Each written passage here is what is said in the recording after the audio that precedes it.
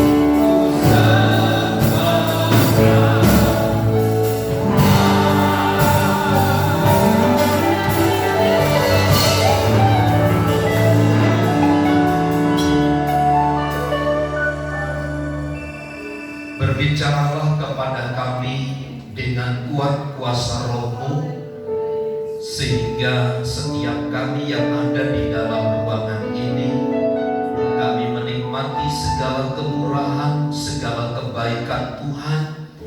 Hidup kami kembali dipuaskan di dalam Tuhan. Karenanya pakailah hamba-Mu yang penuh keterbatasan ini untuk menyampaikan berita dari firman Allah, agar kami bersama bertumbuh di dalam pengenalan kami kepada Tuhan. Kami menyerahkan hati, telinga, pendengaran dan waktu ini ke dalam tangan Tuhan. Kiranya Tuhan yang menyertai dan memimpin kami semua. Kami siap diberkati oleh firman-Mu di dalam dan demi nama Yesus. Setiap kita yang siap diberkati bersama katakan amin. Silakan duduk Bapak Ibu Saudara sekalian. Salam. Baik, puji Tuhan.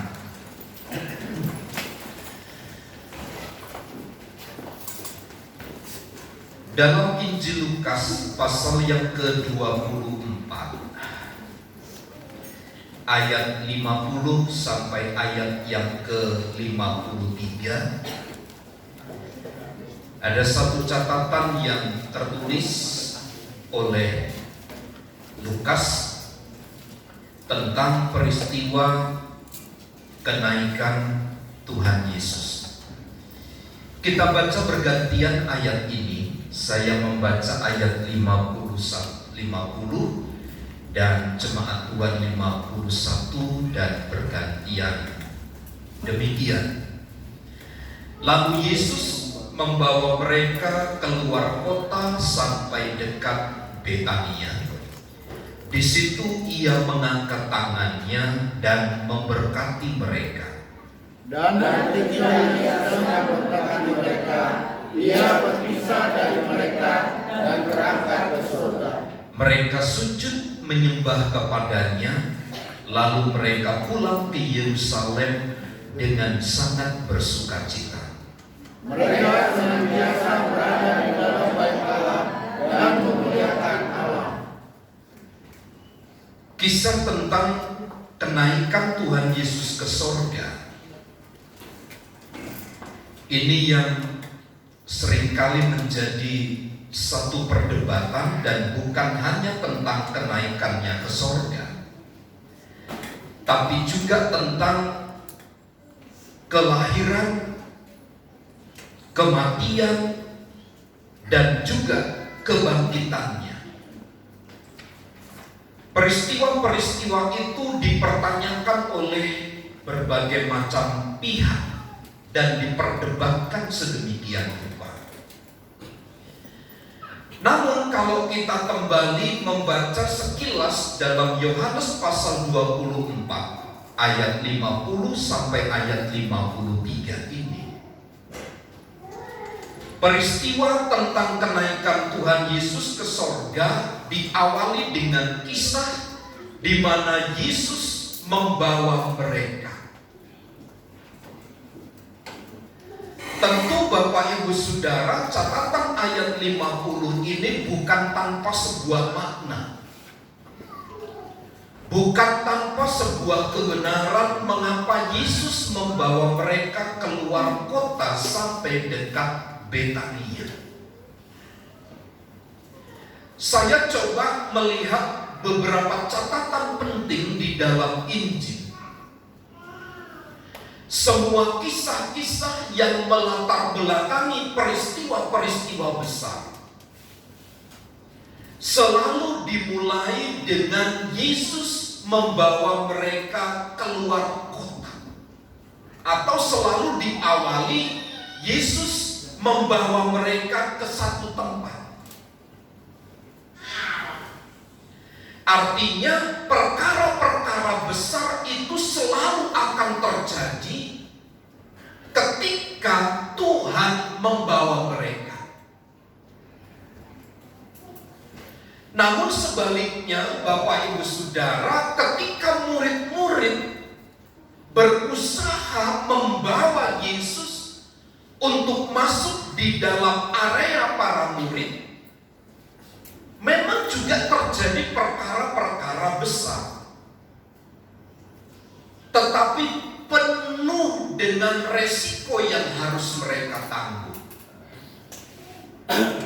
Nah, gereja Tuhan, anak-anak Tuhan harus menyadari bahwa sesungguhnya ada peristiwa yang besar akan terjadi ketika Tuhan Yesus membawa kita ke dalam area ini.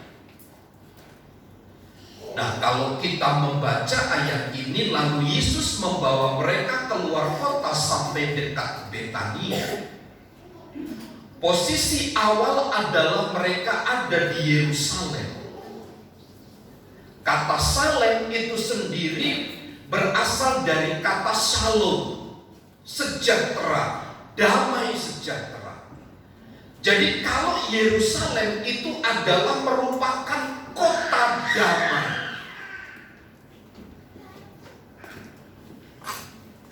Yerusalem itu adalah kota damai. Tetapi di dalam peristiwa kenaikannya ke sorga, justru para murid diajak keluar dari kota damai itu menuju dekat Betania.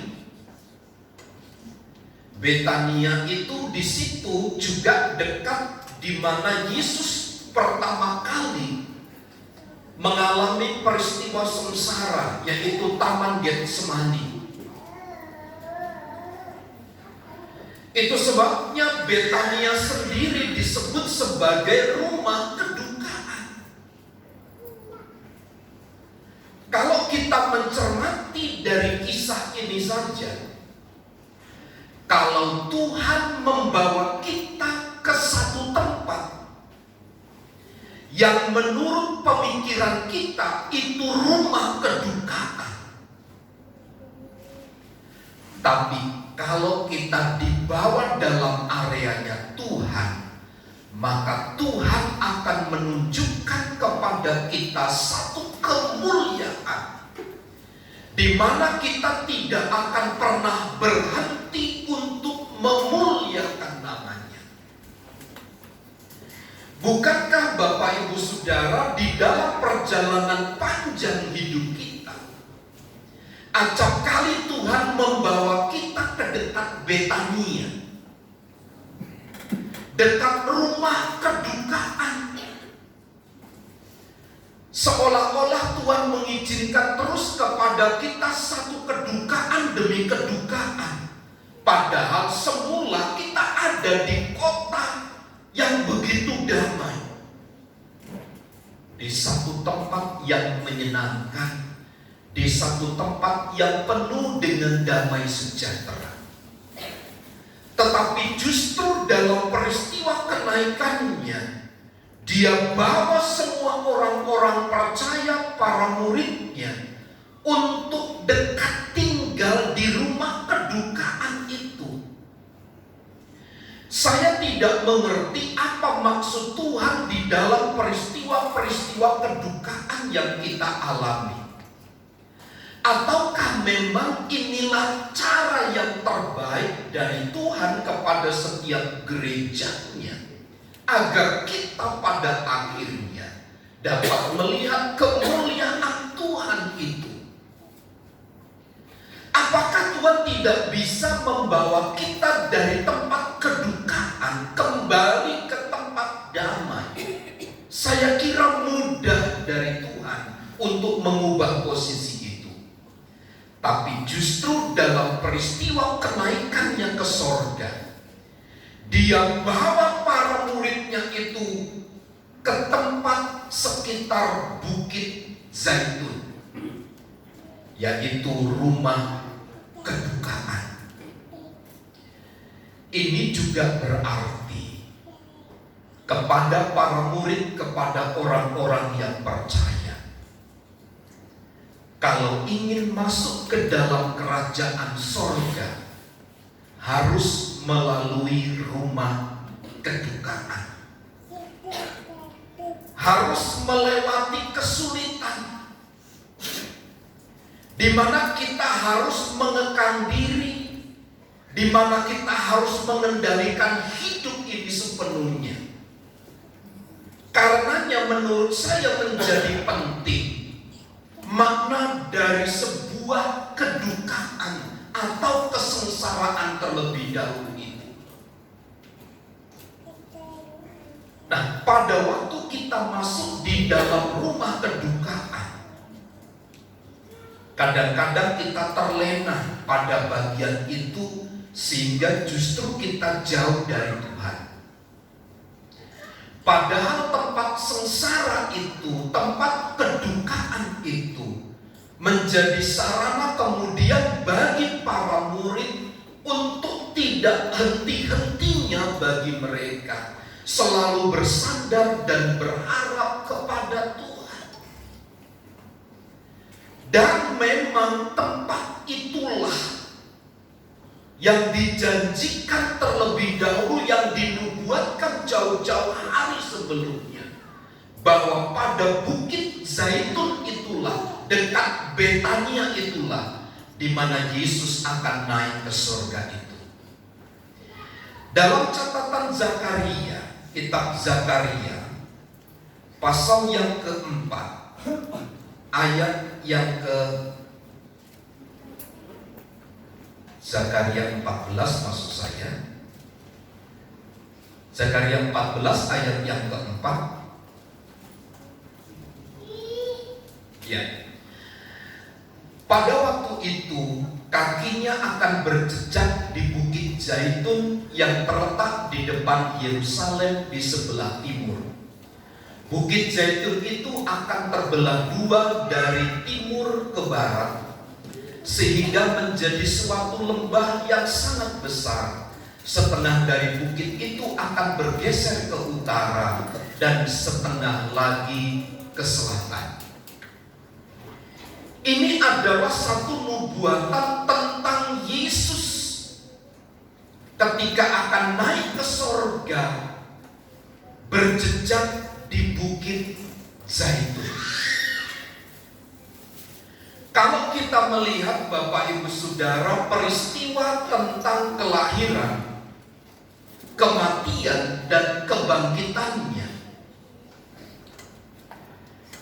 dinubuatkan sedemikian rupa. Demikian juga dengan peristiwa kenaikannya ke surga, bahwa peristiwa kenaikannya ke surga telah ditentukan tempatnya, yaitu di Bukit Zaitun. Dan itu digenapi dalam Lukas pasal yang ke-24 ayat yang ke-50 itu. Ini berarti bahwa semua peristiwa-peristiwa yang atau peristiwa panjang dari perjalanan Tuhan Yesus semua telah disampaikan. Semua telah dibeberkan begitu terbuka. Semua orang bisa melihat, semua orang bisa membaca, semua orang bisa menelaah dengan baik. Sehingga kalaupun mungkin ada keraguan-raguan di satu dan di lain pihak, itu adalah oknum-oknum atau orang-orang yang bertentangan dengan pelayanan Tuhan Yesus. Karenanya menurut saya menjadi penting sebagai orang-orang yang percaya pada akhir zaman ini, kesulitan adalah cara dari Allah bagi kita untuk menunjukkan kemuliaan kuasa-Nya bagi kita. Tidak ada sesuatu yang besar dimulai dari sebuah kedamaian. Sekarang Bapak Ibu Saudara, kita dapat melihat kota-kota, bangsa-bangsa yang kemudian disebut sebagai kota yang penuh damai.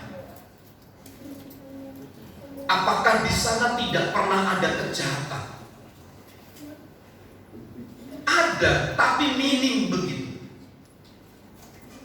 Orang yang membangga-banggakan satu keadaan pasti akan berakhir dengan kepedihan. Lihat saja peristiwa Ayub. Alkitab berkata Ayub adalah orang yang saleh, orang yang jujur, orang yang takut akan Tuhan. Hingga satu waktu, satu masa, satu kesempatan, Ayub harus mengalami Yerusalem pindah ke dekat Betania. Semua keadaan dalam waktu yang singkat bisa berubah sedemikian rupa. Tujuannya untuk apa? Saya kira pada pasal terakhir itu yang menjadi kesimpulan. Dulu dari kata orang aku mendengar tentang Tuhan, tetapi sekarang mataku sendiri melihat Tuhan. Tujuan utamanya adalah bukan pemulihan secara ekonomi. Tujuan utamanya bukan mengembalikan harta yang hilang, tetapi agar dia dapat melihat kemuliaan Tuhan atas peristiwa-peristiwa yang terjadi atas hidupnya. Dan Ayub alami sedemikian rupa. Karenanya menurut saya, ketika sebuah keadaan kedukaan kita barengi dengan rasa benci, dengan rasa marah, justru tidak akan pernah membawa kita kepada kemuliaan, tetapi justru itu akan meruntuhkan. Nah, di dalam peristiwa ini, catatan dari Lukas pasal 24 ayat yang ke-50, setelah mereka dekat di Betania, di situ ia mengangkat tangannya dan memberkati mereka. Bapak Ibu Saudara, selalu catatan Alkitab demikian. Tuhan membawa ke dalam rencananya, dan di dalam rencananya itu bermaksud agar umatnya diberkati oleh Tuhan. Ia mengangkat tangannya.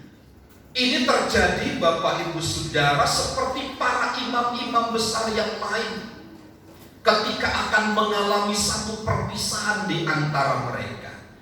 Contoh dalam Imamat pasal yang ke-9 ayat yang ke-22. Imamat pasal yang ke-9 ayat yang ke-22.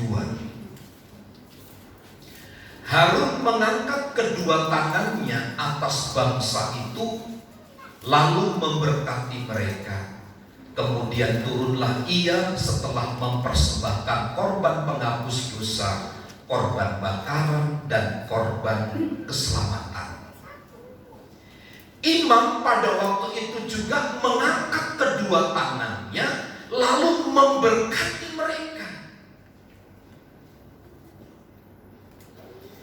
Nah, di dalam peristiwa-peristiwa besar, dalam peristiwa-peristiwa besar seperti peristiwa kenaikannya ke sorga, setelah sampai dekat Betania itu, ia mengangkat tangannya dan memberkati mereka.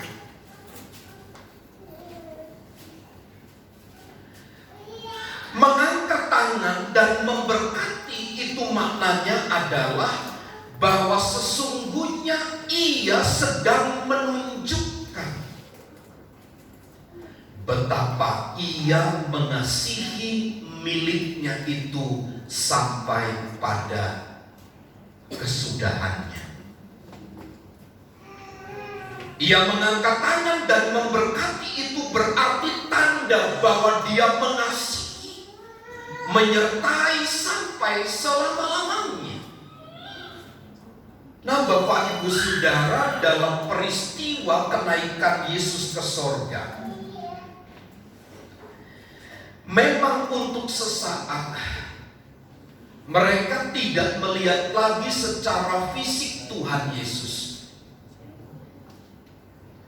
tetapi bagi para murid cukup tangan yang terangkat dan memberkati itu untuk menyertai mereka selama-lamanya.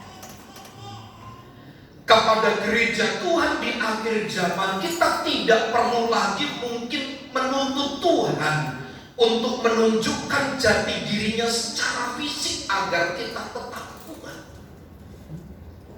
Tetapi dalam kenaikannya Dia telah mengangkat tangan dan memberkati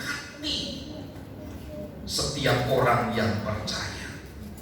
Untuk apa? Ketahanan, kekuatan di dalam menghadapi segala sesuatu. Bukti bahwa Allah mengasihi umat-umatnya sampai pada kesudahannya.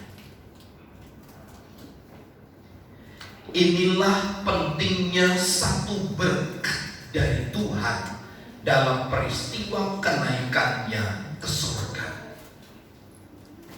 Bahwa ketika Dia mengangkat tangan dan memberkati, itu sudah cukup bagi gereja Tuhan. Mata ini tidak berhenti memang. Mata ini selesai melihat pribadi tubuh Yesus itu secara fisik. Tetapi jauh dari apa yang tidak dapat mereka lihat dengan mata mereka,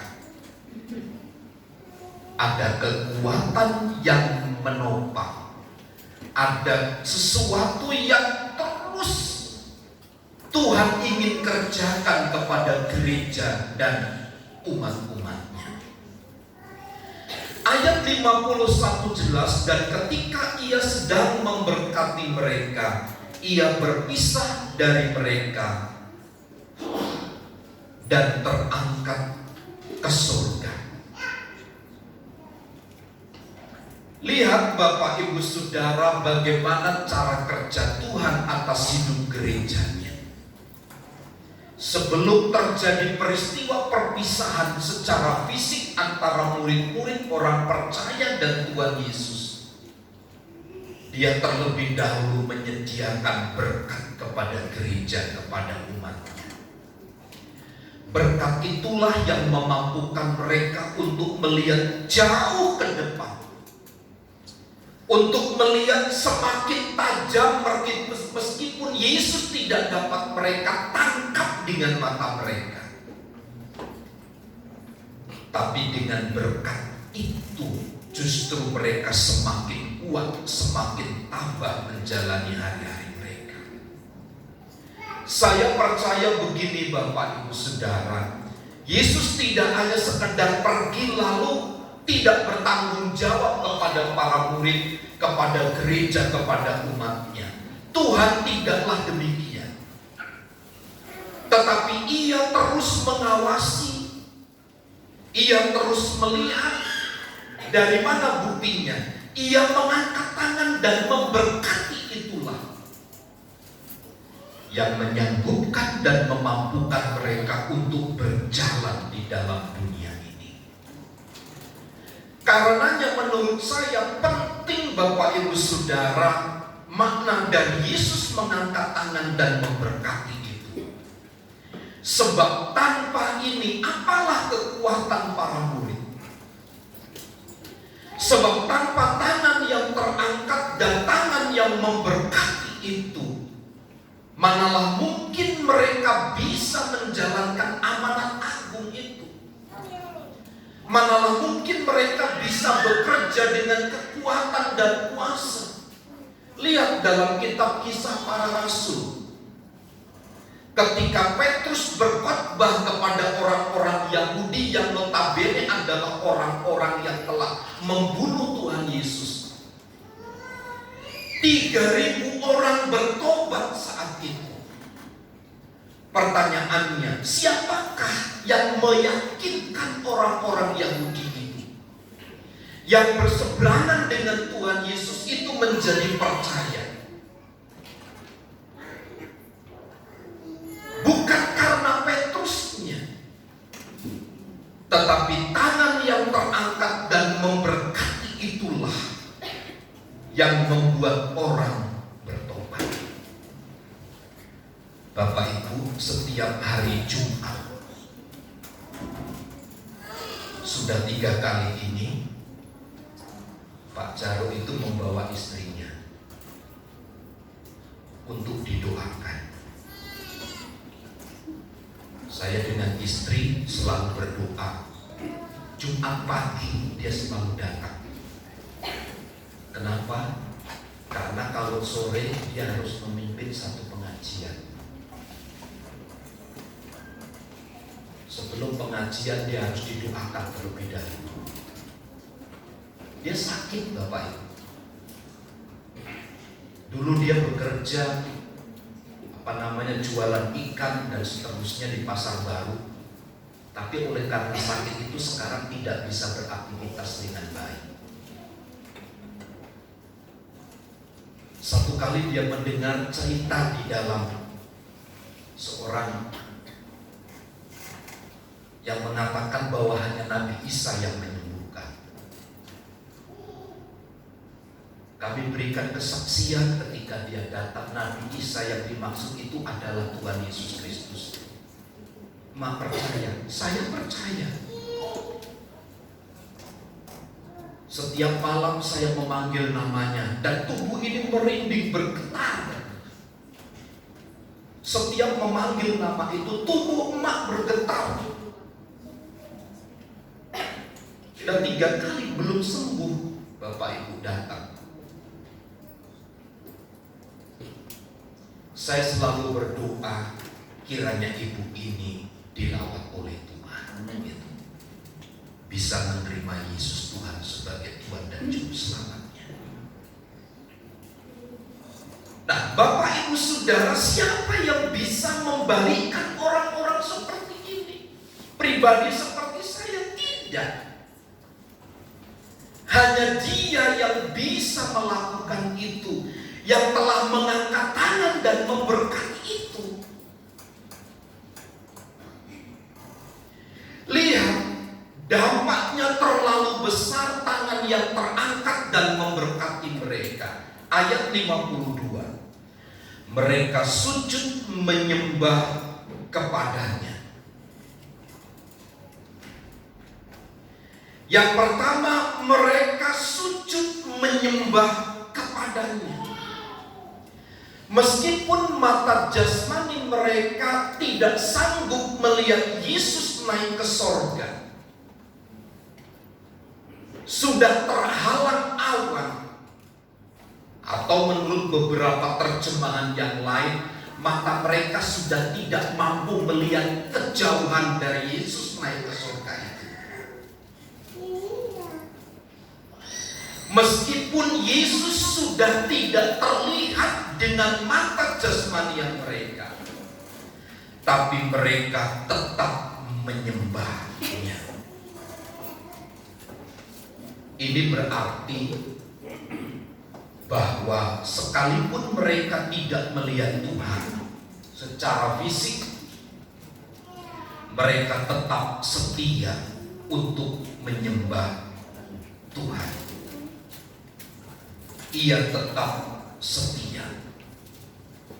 Bapak Ibu Saudara, meskipun mata kita tidak melihat Tuhan secara fisik, tapi dalam peristiwa kenaikannya ke sorga, Ia mengajarkan kepada kita untuk kita tetap setia, sujud menyembah kepadanya. Yesus tetap menjadi bagian integral atas hidup pribadi para murid-murid. Ini bertentangan dengan peristiwa ketika Musa menerima kedua loh batu. Ketika Musa menerima loh batu, karena kelamaan dia di atas gunung bersama dengan Tuhan, di bawah orang-orang Israel itu membuat patung tuangan, yaitu patung lembu emas. Kemudian mereka menyembah patung yang mereka buat itu. Mereka sujud menyembah kepadanya. Kenapa? Karena mereka kehilangan sosok pemimpin Musa pada waktu itu. Mereka menganggap terlalu lama Musa tinggal di atas gunung. Lalu mereka membuat dewa, membuat patung untuk disembah. Tapi dalam peristiwa kenaikannya Yesus ke sorga, murid-murid tidak beralih sedikit pun perhatiannya kepada yang lain, tapi hanya tertuju kepada Tuhan saja. Mereka setia sujud menyembah kepada Tuhan.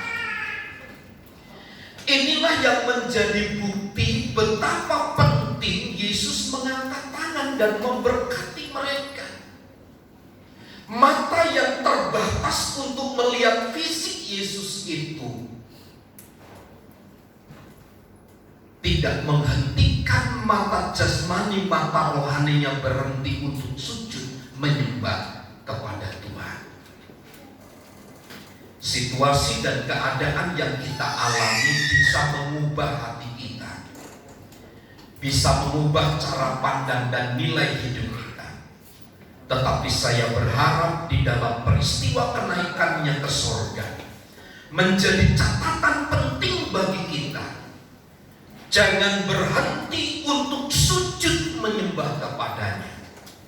Dan nilai ini yang harus kemudian kita tularkan kepada banyak orang, sama seperti dalam peristiwa kenaikannya ke surga. Yesus tetap bertahta di dalam hati mereka. Saya berharap Bapak Ibu Saudara, kesulitan, keadaan yang kita alami tidak mengubahkan posisi hati kita di hadapan Tuhan. Keadaan yang sulit tidak mengubahkan Tuhan atas hidup kita ini, tapi Dia tetap menjadi Raja yang layak untuk disujud dan disembah. Lalu yang kedua, dalam ayat yang ke-52 bagian yang kedua, lalu mereka pulang ke Yerusalem dengan sangat bersukacita.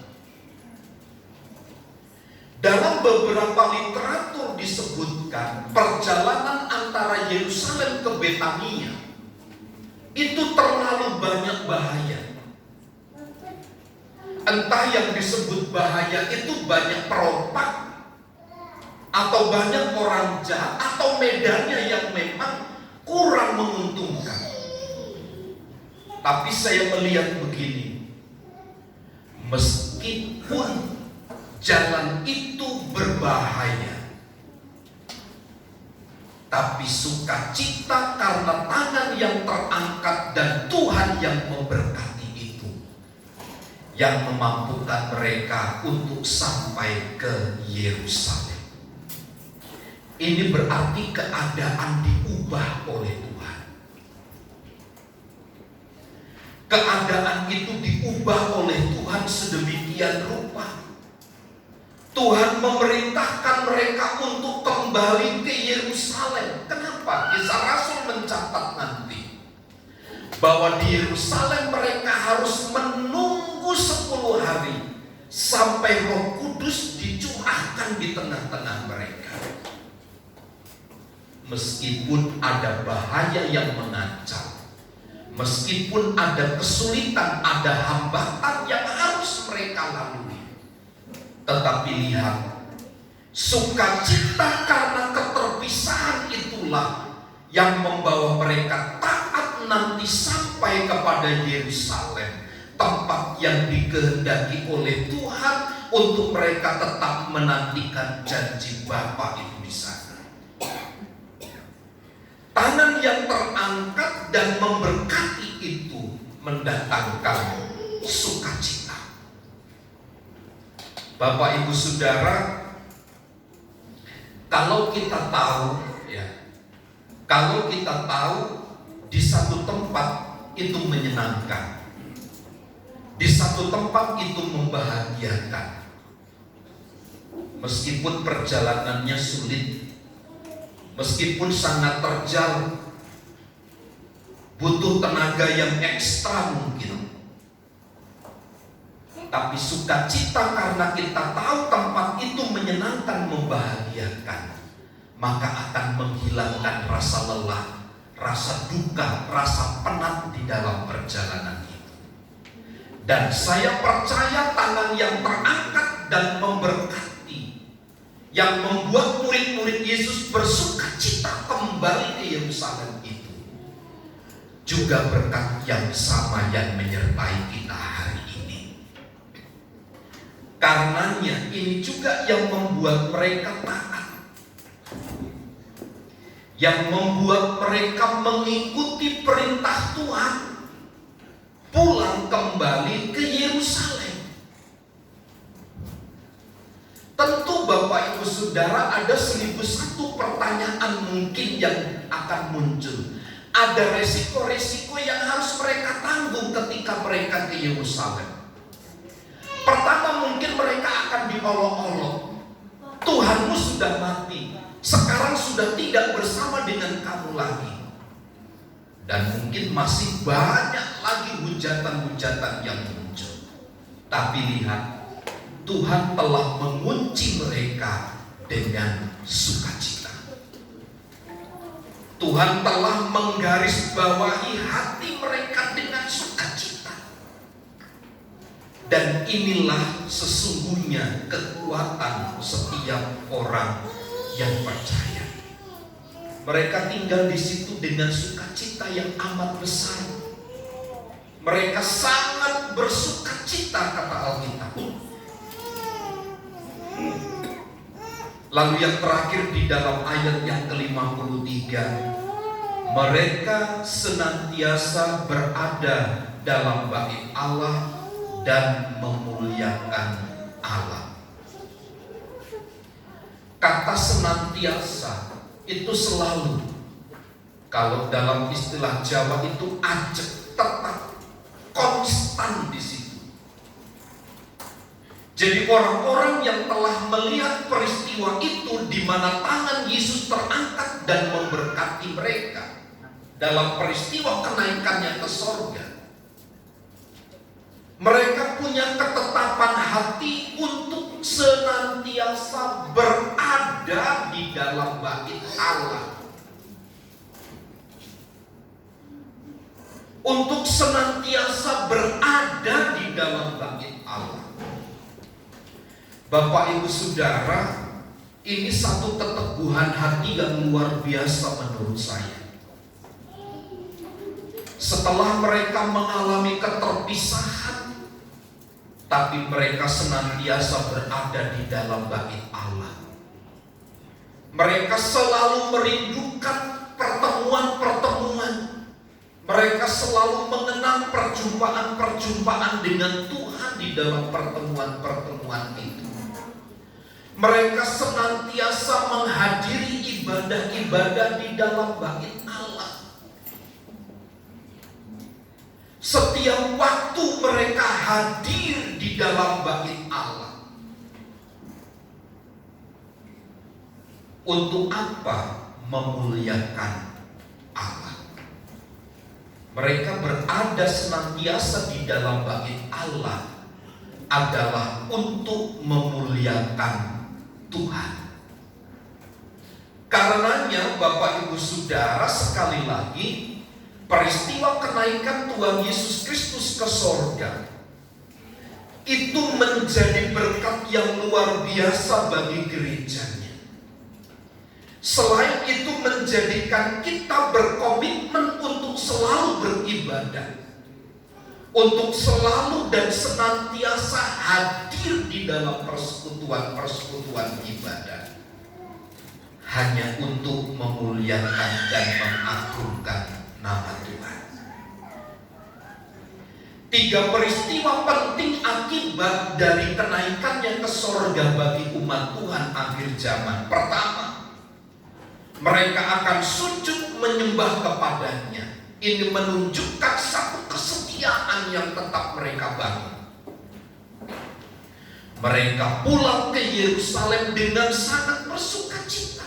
Mereka taat kepada perintah Tuhan. Dan yang ketiga, mereka senantiasa berada di dalam bait Allah. Untuk apa? Memuliakan Allah. Inilah kebenaran Bapak Ibu Saudara, dampak dari peristiwa kenaikan Yesus ke sorga bagi umatnya. Selain dari catatan-catatan juga, Yohanes juga mencatat dia pergi ke sorga untuk menyediakan tempat bagi kita.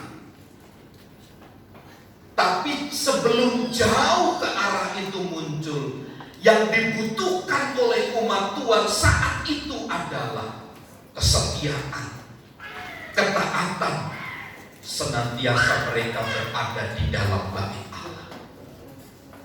3 nilai ini Bapak Ibu Saudara cukup bagi kita. 3 kebenaran ini cukup menyenangkan. Kalau di antara sesama kita setia menyembah kepada Tuhan, taat kepada perintah Tuhan karena ada sukacita yang melawan, kemudian selalu berada di dalam bait Allah. Kiranya kebenaran-kebenaran ini menolong kita untuk semakin kita mengerti bahwa peristiwa kenaikan Yesus ke sorga, dia mengangkat tangan dan memberkati itu adalah dalam rangka mempersiapkan gereja, mempersiapkan umatnya, mempersiapkan kita untuk menjadi umat yang kokoh, menjadi umat yang berkemenangan. Tuhan Yesus memberkati. Saya mengundang tim musik untuk maju ke depan. Kita akan bernyanyi satu pujian, sekalipun aku dalam lembah gelap. Haleluya.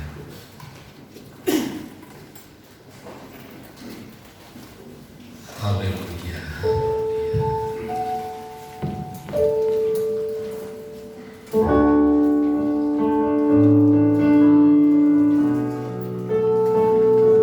Syukur bagi Tuhan.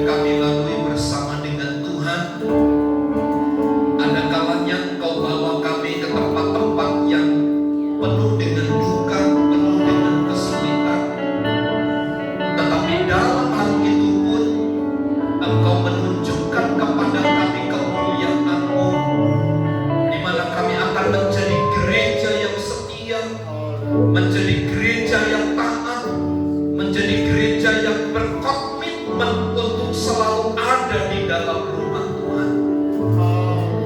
Meskipun kami harus mengalami banyak kesulitan, banyak halangan dan rintangan, tetapi tangan terangkat yang memberkati itulah yang memampukan dan menolong kami, sehingga kami dapat berjalan dengan baik. Roh Kudus, topanglah setiap kami untuk kami dapat mengerti setiap prinsip-prinsip dan nilai-nilai kebenaran ini, sehingga kami semakin dewasa, kami semakin bertumbuh di dalam Tuhan untuk melihat kuasa dan kemuliaan Allah dicurahkan atas seluruh hidup kami melalui peristiwa kenaikan-Mu ke sorga, di mana Engkau telah memberkati dan mengangkat tangan bagi kami. Jadikan kami umat-umat yang setia, jadikan kami umat-umat yang taat akan perintah Tuhan dan selalu beribadah kepada Tuhan. Kami terima berkat-Mu dengan hati bersyukur di dalam nama Yesus. Setiap kita yang percaya dan diberkati bersama katakan amin.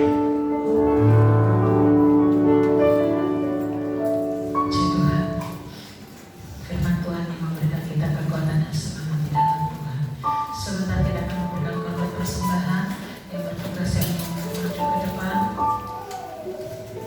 Kita akan berdoa kepada Tuhan.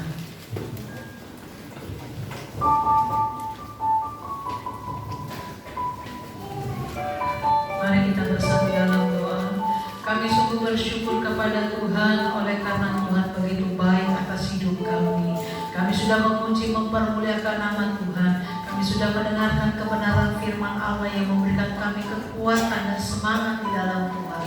Tiba waktunya kami akan memberikan korban persembahan. Dalam persembahan yang kami berikan itu menyenangkan hati Tuhan, bahkan menopang setiap pelayanan pekerjaan Tuhan di tempat ini. Tuhan memberkati apa yang kami kerjakan. Tuhan memberkati setiap usaha dan pekerjaan kami, rumah tangga kami, kesehatan kami. Dan kami sungguh bersyukur untuk segala perbuatan tangan Tuhan yang ajaib atas hidup kami. Oleh sebab itu sebentar kami akan memberikan persembahan kami.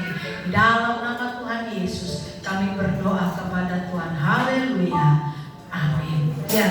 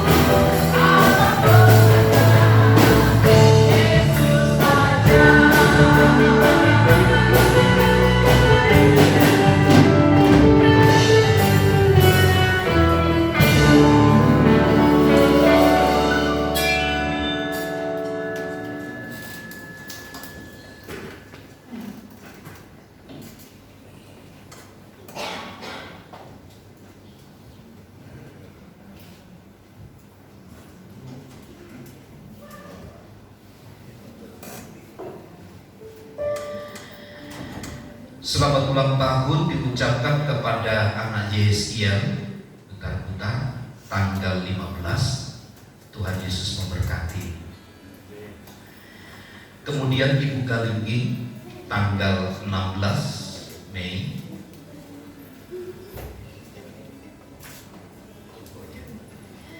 Kemudian Ibu Butar-Butar juga tanggal 16. Selamat ulang tahun Ibu, Tuhan Yesus memberkati. Ini 15-16 gitu.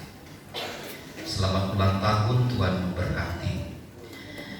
Selamat juga kepada Ibu Lita atas kelahiran putri pertama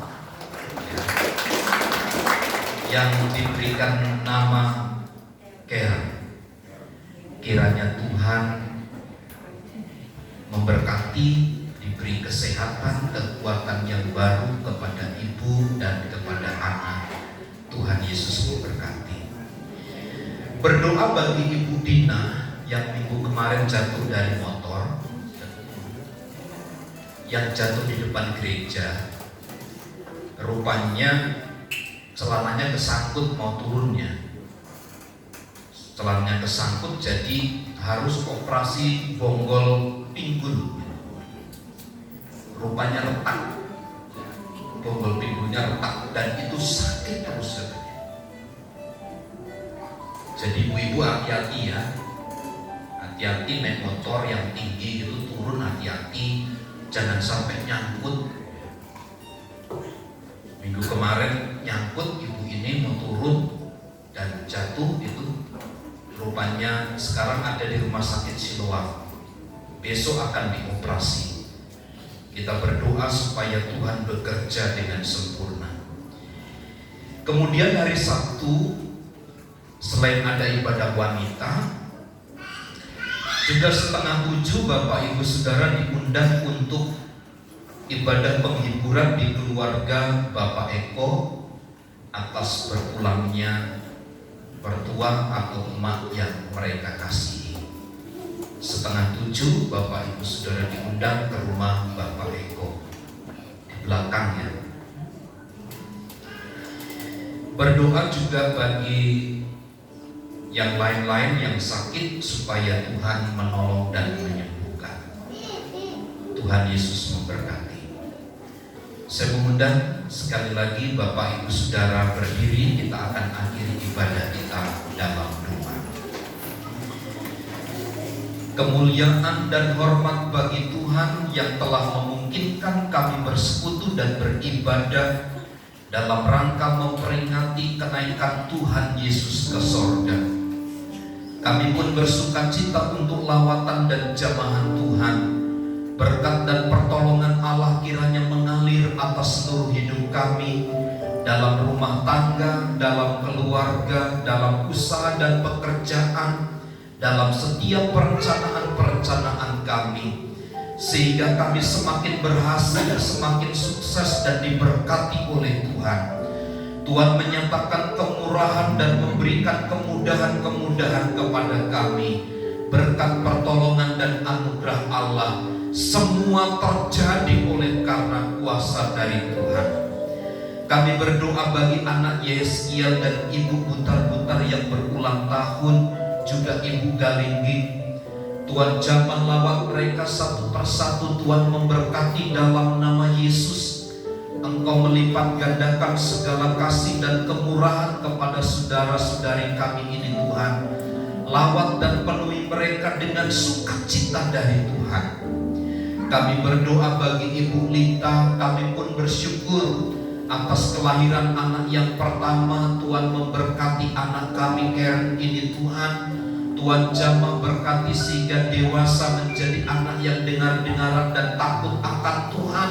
Berkati ibu ya Tuhan, berikan kesehatan dan pulihkan kembali seperti semula. Tuhan dinyatakan, kemuliaannya dinyatakan atas keluarga ini. Berdoa bagi Ibu Dina yang besok akan dioperasi bagian bonggol pinggulnya Tuhan. Tolong kiranya Tuhan memakai semua dokter, Tuhan lawat mereka, menyatakan pertolongan dan kesembuhan. Berdoa bagi saudara Raihan, Tuhan pulihkan, sembuhkan dari sakit yang dialami. Tuhan jamah dalam nama Yesus. Tuhan berikan pertolongan dan anugerah-Mu. Dan seluruh jemaat Tuhan mereka yang sakit, Tuhan pulihkan dengan kuasa darah anak domba Allah. Berkati jemaat-Mu yang tidak dapat hadir pagi hari ini. Mereka pun menikmati lawatan dan kemurahan dari Tuhan. Berkati gereja-Mu di tempat ini, rencana kami untuk memperluas ruangan ibadah. Tuhan berkati, Engkau menyediakan semua yang kami perlukan. Berkati bangsa dan negara kami, pemimpin-pemimpin bangsa dari pusat sampai daerah. Bahkan tempat di mana kami ada, Tuhan dimuliakan di dalamnya. Kami percaya berkat Tuhan yang menjadikan kami selalu indah pada waktunya karena tangan Tuhan yang menopang kami. Terima kasih Bapa. Dalam nama Yesus kami berdoa. Mari saudaraku, angkat tanganmu dan terimalah berkat Tuhan. Tuhan memberkati dan melindungi engkau. Tuhan menyinari engkau dengan wajah-Nya dan memberi engkau kasih karunia. Tuhan menghadapkan wajah-Nya kepadamu dan memberi engkau damai sejahtera. Kiranya kasih karunia Tuhan Yesus Kristus dan kasih Allah serta persekutuan Roh Kudus menyertai kita sekalian saat ini dan sampai selama-lamanya. Kami terima segala berkat Tuhan di dalam nama Tuhan Yesus Kristus. Kita semua yang percaya dan diberkati bersama katakan amin. Bapa, terima kasih.